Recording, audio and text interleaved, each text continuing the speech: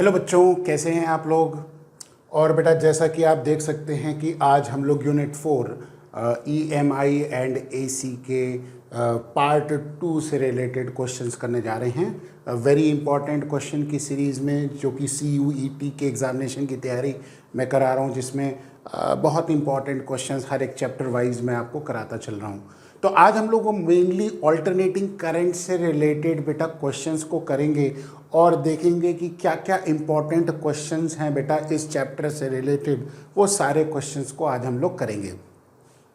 चलिए, question number 1 कहता है the core of any transformer is laminated. बेटा देखो, ट्रांसफॉर्मर का लैमिनेटेड कोर किस लिए इस्तेमाल होता है? एडी करंट को मिनिमाइज करने के लिए।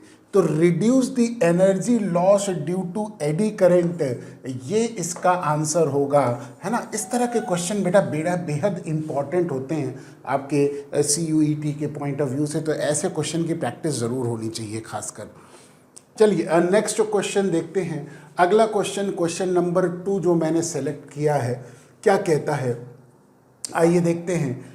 N AC voltage source V is equal to 200√2 sin 100t।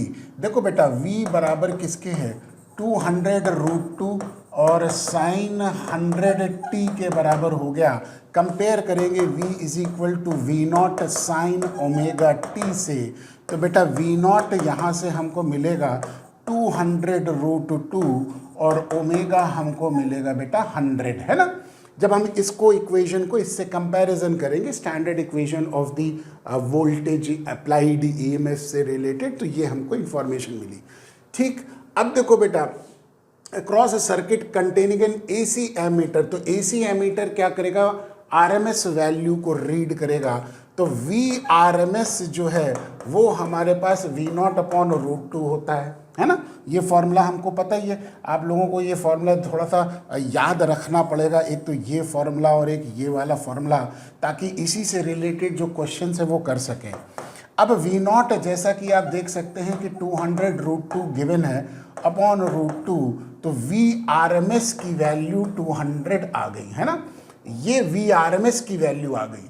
अब हमको निकालना है यहाँ पे IRMS निकालना है, ठीक है। तो रीडिंग ऑफ एमीटर यानी कि RMS वैल्यू ऑफ करंट वो हमको शो करेगा। तो IRMS से निकालना है तो वो बराबर VRMS अपॉन सर्किट का जो भी इम्पिडेंस है। अब देखो बेटा, इसमें कैपेसिटर लगा हुआ है, तो कैपेसिटर की कैपेसिटी जो कैपेसिटिव रिएक्टेंस होगा वो हो जाएगा XC के बराबर, और XC बराबर होता है 1/ωc। तो VRMS और नीचे हो जाएगा XC जो कि 1/ωc हो जाएगा। ये ऊपर जाके क्या बन जाएगा? VRMS into omega into C। बस अब हमको सारी वैल्यूज को पता है, IRMS निकाल लेंगे, कैलकुलेट कर लेंगे। VRMS हमने निकाला बेटा 200 और ओमेगा हमको गिवन है बेटा 100, है ना, ये वैल्यू डाल दी। और कैपेसिटी गिवन है 1 माइक्रोफराड। तो माइक्रोफराड यानी कि 10⁻⁻⁻6 हो जाएगा, ठीक है।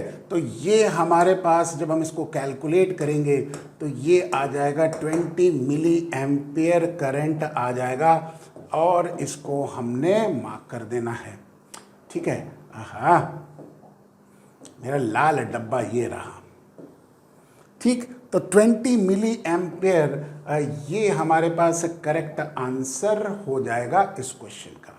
ठीक, इस तरह से करके बेटा ये क्वेश्चन को करेंगे, ठीक है। तो अब ये एक दो चीज़ें हैं। ये फॉर्मूला ये वाला भी आपको याद रखना पड़ेगा, ये वाला भी और ये वाला भी। ये सारे फॉर्मूले जो हैं वो अल्टरनेटिंग करंट के चैप्टर से रिलेटेड है। चलिए नेक्स्ट क्वेश्चन देखते हैं। अगला क्वेश्चन यानी कि क्वेश्चन नंबर 3 देखते हैं। क्या कहता है क्वेश्चन नंबर 3?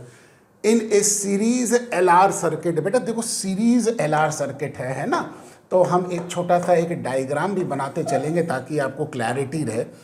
LR मतलब इंडक्टर और एक रेजिस्टर, ये दोनों लगा हुआ है। R रेजिस्टेंस हो गया और इंडक्टर का coefficient of self inductance L हो जाएगा।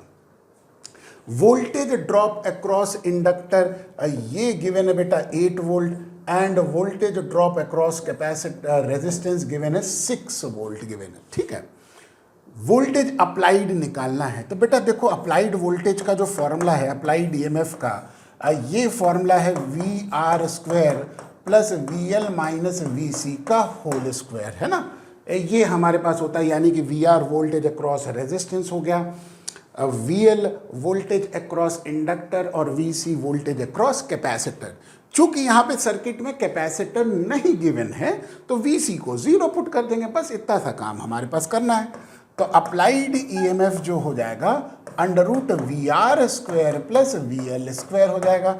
अब वी आर और वी एल गिवन है, वी आर गिवन है 6 और वी एल गिवन है कितना बेटा 8, तो अंडर रूट 6 का स्क्वायर जो कि 36 होगा और वी एल यानी कि 8 का स्क्वायर जो कि 64 होगा।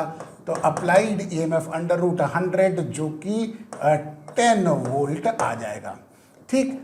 ये हमारे पास अप्लाइड ईएमएफ की वैल्यू हमने निकाल ली। अगला पार्ट क्या पूछ रहा है बेटा, पावर फैक्टर क्या होगा। पावर फैक्टर जैसा कि आप जानते हैं कॉस फाई होता है और कॉस फाई बराबर किसके होता है बेटा, आर अपॉन जेड होता है ना। जेड यहाँ पे इम्पिडेंस हो गया। चूंकि सर्किट में हमारे पास इंडक्टर और रेजिस्टेंस है तो जेड बराबर किसके हो जाएगा, इनका जो भी कंबाइंड इम्पिडेंस हो जाएगा। अब देखिए बेटा ऊपर अगर हम आई से मल्टीप्लाई कर दें, नीचे भी आई से मल्टीप्लाई कर दें तो कोई दिक्कत तो नहीं है। तो cos phi can also be written as V R, क्योंकि I into R voltage across resistance हो जाएगा और आई इंटू जेड यानी कि अप्लाइड ईएमएफ हो गया, जहां की जेड क्या हो गया, पूरे सर्किट का इम्पिडेंस हो जाएगा। वी आर हमारे पास गिवन है बेटा 6 वोल्ट और अप्लाइड ईएमएफ हमने 10 निकाला, तो कॉस फाई की वैल्यू यानी कि पावर फैक्टर हो जाएगा 0.6, है ना। तो ये पावर फैक्टर हो गया और ये अप्लाइड ईएमएफ हो गया, तो ये करेक्ट आंसर होगा 10 वोल्ट एंड 0.6, ठीक। ये हमने क्वेश्चन को इस तरह से सॉल्व किया, ठीक है। चलिए नेक्स्ट क्वेश्चन देखते हैं, अगला क्वेश्चन को सॉल्व करते हैं। क्या कहता है question, the average power delivered to the series AC circuit is given by, बेटा देखो ERMS IRMS यानी कि virtual value of voltage, virtual value of current into power factor. ये फॉर्मूला हमारे पास होता है average power during the complete AC cycle, है ना। चलिए नेक्स्ट हमारे पास क्वेश्चन क्या कहता है, a circuit has a resistance of 12 ohms, ठीक है। चलिए इसको सॉल्व करते हैं बेटा, ये भी न्यूमेरिकल प्रॉब्लम है, ज़्यादातर प्रॉब्लम न्यूमेरिकल ही होगी। तो रेजिस्टेंस की वैल्यू 12 ओम्स गिवन है और सर्किट का इम्पिडेंस यानी कि Z गिवन है बेटा 15 ओम्स गिवन है। पावर फैक्टर निकालना है, बहुत इजी है, कॉस फाई बराबर सीधे सीधे R बाई Z। अब तक तो ये फॉर्मूला याद हो जाना चाहिए आप लोगों को, क्योंकि ये फॉर्मूला याद होगा तभी चीज़ें इसको क्लैरिटी से आप कर पाएंगे। तो कॉस फाई बराबर R जो कि 12 है, Z 15 है, तो ये हो जाएगा 4/5 जो कि 0.8 होता है और ये हमने मार्क कर दिया आंसर 0.8 जो कि पावर फैक्टर होगा। चलिए नेक्स्ट क्वेश्चन देखते हैं। ये क्वेश्चन भी न्यूमेरिकल बेस्ड क्वेश्चन है, आइए इसको भी सॉल्व करते हैं। क्वेश्चन को देखते हैं क्या कहता है। A coil of inductance 5 milli henry है, बेटा ध्यान रखिए स्मॉल m का मतलब जो होता है बेटा यहाँ पे मिली हेनरी हो जाएगा। तो यहाँ पे हमारे पास coefficient of self inductance 5 milli 10⁻³ henry हो जाएगा and negligible resistance is connected to alternating voltage V is equal to 10 sine 100t हो जाएगा। अब कंपेयर करेंगे V बराबर V0 साइन ओमेगा t से, ठीक। तो V0 की जगह 10 हो गया और ओमेगा की जगह 100 हो गया, ठीक। अब क्वेश्चन कह रहा है the peak current in the circuit यानी कि I0 की वैल्यू निकालनी है। तो आई नॉट निकालना है हमें, ठीक है। तो सब सिंपल तरीका है, बहुत ही ज़्यादा और कुछ नहीं है। तो पीक वैल्यू ऑफ करंट बराबर peak value of voltage upon a circuit का जो भी इम्पिडेंस है। अब देखिए बेटा कॉइल है, सीधे सीधे जिसका इंडक्टेंस है, तो Z जो होगा वो बराबर यहाँ पे XL के बराबर होगा, जो कि ओमेगा L होगा, है ना। तो सीधे सीधे अब हम वैल्यू को बस पुट कर देंगे। V0 हो गया हमारे पास 10, ओमेगा हमारे पास हो गया 100 और L ये हो गया 5 मिली हेनरी। तो 5 इंटू 10 की पावर ऑफ -3 हो जाएगा। तो ये ऊपर हो जाएगा बेटा 2 और ये ऊपर जाके 20 हो जाएगा, है ना। तो 20 एम्पियर आंसर आना चाहिए। ये मेरा आंसर यहाँ पे चमक रहा है। लाल डब्बे में डालने की बारी आ गई। आहा हा, मज़ा आ गया।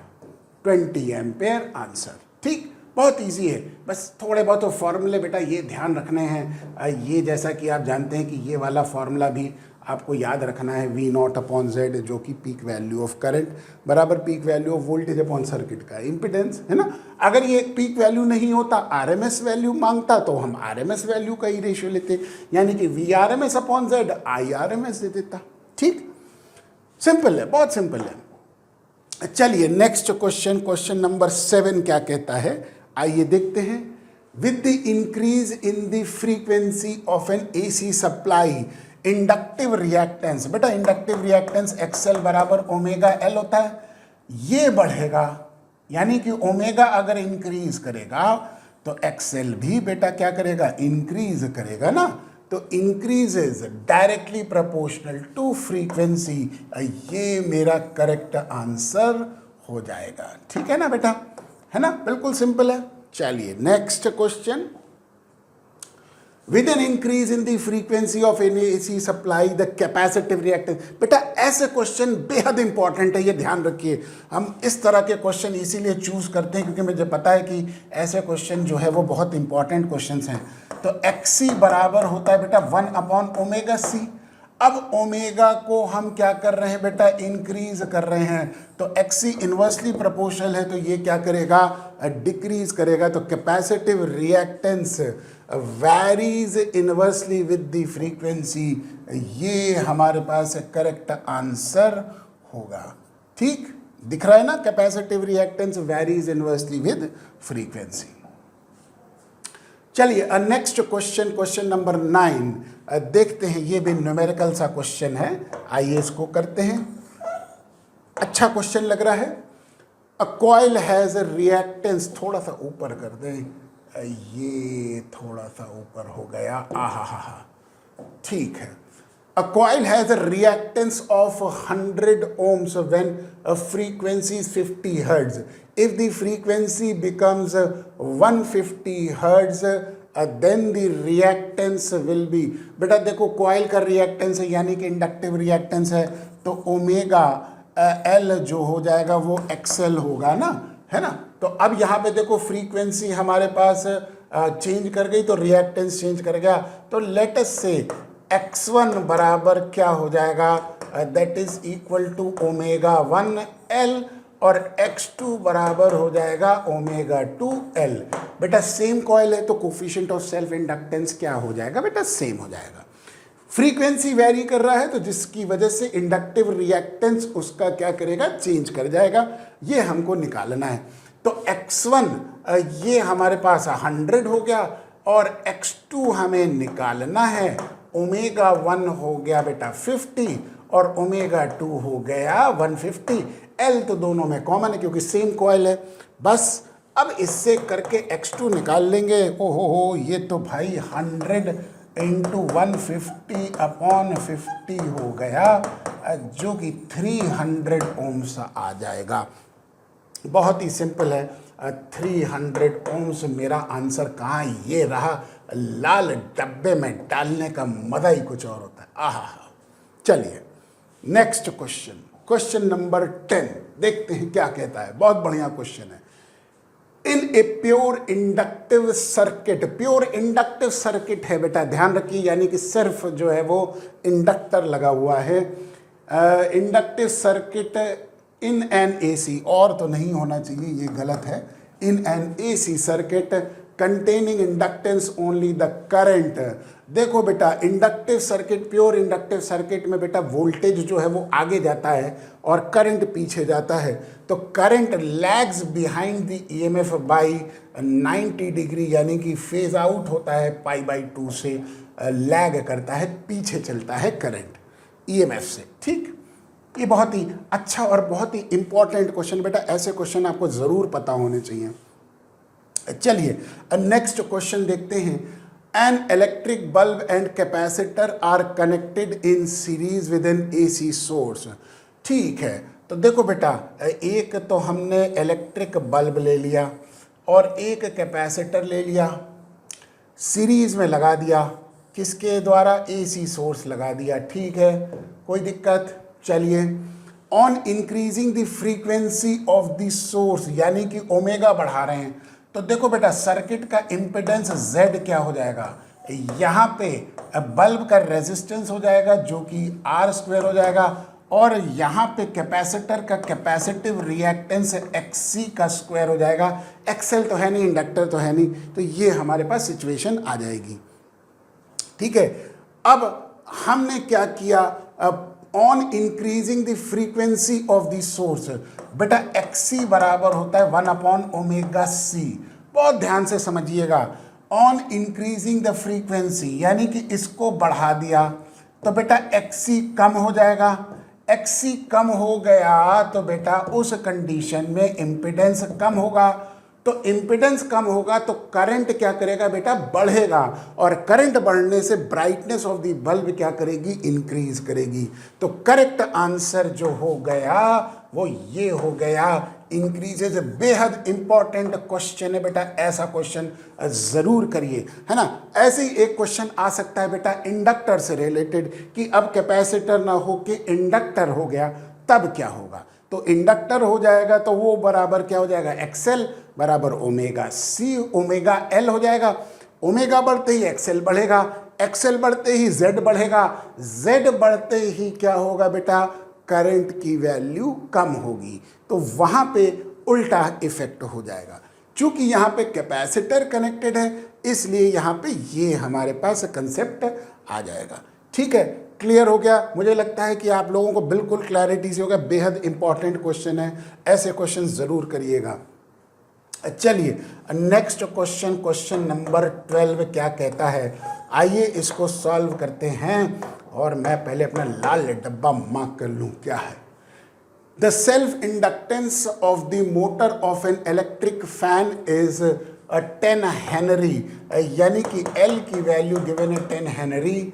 इन order to impart maximum power at 50 hertz, बेटा फ्रीक्वेंसी गिवन है 50 हर्ट्ज, मैक्सिमम पावर को इम्पार्ट करना है। बेटा मैक्सिमम पावर कब होगा, जब सर्किट किस में होगा बेटा, रेजोनेंस में होगा, है ना। तो रेजोनेंस में क्योंकि करंट की वैल्यू मैक्सिमम होती है, सर्किट का इम्पिडेंस मिनिमम होता है, तो वहाँ पे मैक्सिमम पावर हमारे पास मौजूद होगी। और उस कंडीशन में सर्किट जब रेजोनेंस में है तो बेटा आपको पता है कि XL बराबर 1/ωc, हाँ XL बराबर XC के होगा, ठीक, और XL बराबर होगा ωL और XC बराबर 1/ωc हो जाएगा। तो बेटा यहाँ से हमारे पास आ जाएगा ω² बराबर 1/LC हो जाएगा, है ना। अब बेटा हमें निकालना है कैपेसिटेंस की, कैपेसिटी निकालनी है, तो C बराबर हो जाएगा 1/ω² इंटू L। ओमेगा जैसा कि आप जानते हैं 2πN होता है, इसका स्क्वायर इंटू L कर देंगे, ये हमारे पास आ जाएगा। अब बेटा एक एक चीज कर देते हैं, 2 का स्क्वायर हो जाएगा 4, पाई का स्क्वायर अप्रोक्सीमेटली 10 होगा, तो हम अप्रोक्सीमेट ले लेंगे, ठीक है, कैलकुलेशन के पर्पज से। और n स्क्वायर, n गिवन है बेटा 50, तो n का स्क्वायर यानी कि 50 into 50 multiplied by L, coefficient of self inductance जो हो जाएगा वो 10 हेनरी हो जाएगा। ओके, तो ये देखिए कितना आ जाएगा भाई, ये देखो 4 0 तो अलग कर दिया और ये 100 हो जाएगा, तो 1/100 इंटू 4 0 हो गया। ओके, तो ये 10⁻⁻6 यानी कि 1 माइक्रोफराड हो जाएगा। 1 माइक्रोफराड ये मेरा आंसर हो गया। ओके, तो कैपेसिटर की कैपेसिटी 1 माइक्रोफराड होगी, तो मैक्सिमम पावर मोटर डिलीवर करेगी। चलिए नेक्स्ट क्वेश्चन, क्वेश्चन नंबर 13 देखते हैं क्या कहता है। Question number 13, in an LCR circuit capacitance is change from C to 2C for the resonant frequency to remain unchange. देखो बेटा, रेजोनेंस फ्रीक्वेंसी ओमेगा होता है ना, और रेजोनेंस फ्रीक्वेंसी की सिचुएशन में क्या होता है बेटा, ये तो आपको पता है कि XL और XC बराबर होते हैं, यानी कि ओमेगा L बराबर 1/ωc। तो बेटा ओमेगा स्क्वायर बराबर 1/LC हो जाएगा। तो बेटा ओमेगा बराबर 1/√LC हो जाएगा। ठीक है ना, ये हमारे पास सिचुएशन आ गई। For the resonance frequency to remain unchange the inductor should be changed from L to। अब देखो बेटा, ओमेगा तो क्या रहेगा, सेम रहेगा, तो इसका मतलब 1/√L1C1 बराबर हो जाएगा 1/√L2C2, है ना। ठीक है, तो इसका मतलब सीधे सीधे L2C2 बराबर हो जाएगा L1C1 स्क्वायर कर दिया दोनों साइड पे, तो L2 निकालना है, तो L2 बराबर हो जाएगा L1C1/C2। L1 की जगह L हो गया, C1 की जगह C हो गया, C से 2C यानी कि C2 की जगह 2C हो गया।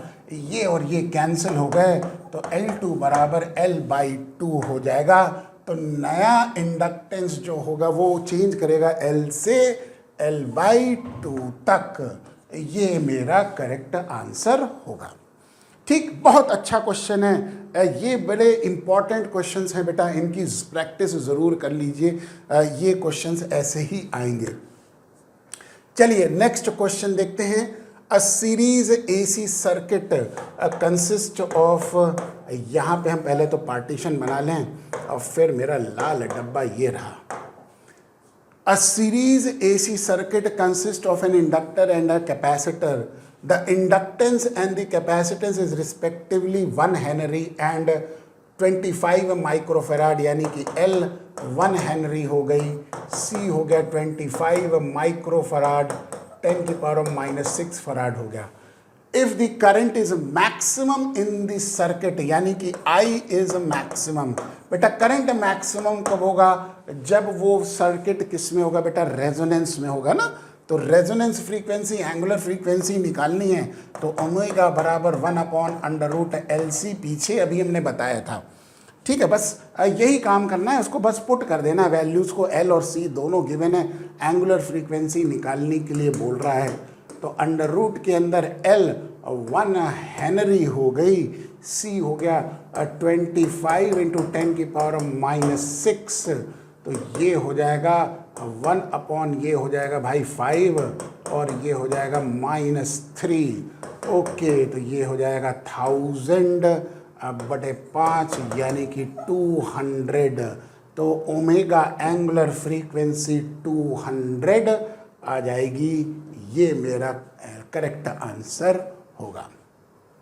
ठीक है, तो ये वो बेहद इम्पॉर्टेंट क्वेश्चंस थे बेटा, जो कि मैंने इस चैप्टर से रिलेटेड चूज़ किए हैं, जो कि आपके CUET के पॉइंट ऑफ व्यू से बेटा बेहद इम्पॉर्टेंट हैं।